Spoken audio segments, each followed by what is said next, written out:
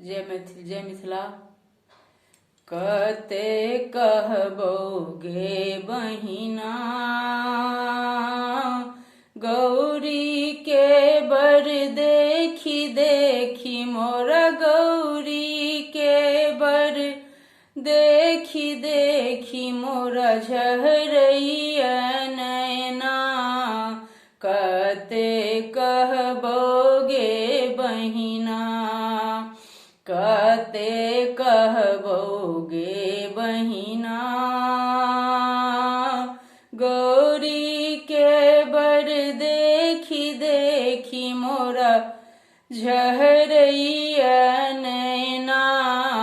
कते कहबोगे बहिना, सब सखियन मिली परिछन चलली, थार लेलनी मैना। हर हर सब सखियन मिली परिछन चलली, थार लेलनी मैना।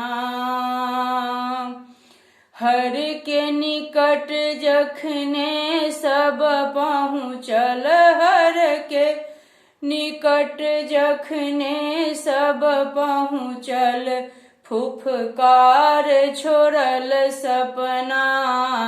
कते कहबोगे बहिना, कते कहबोगे बहिना, गौरी के बर देखी देखी मोरा झरैया नैना। कते कहबोगे बहिना, बर के देखी क डर बर लागल, भागी एलौं अंगना। हर हर बर के देखी क डर बर लागल, भागी एलौं अंगना। दौड़ी चललहूँ ठेसी खसलहूँ, दौड़ी चललहूँ ठेसी खसलहूँ, फूट गेल कंगना।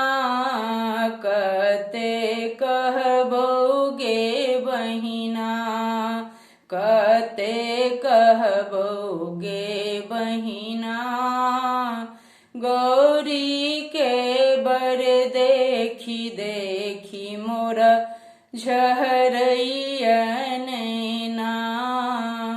कते कहबोगे बहिना।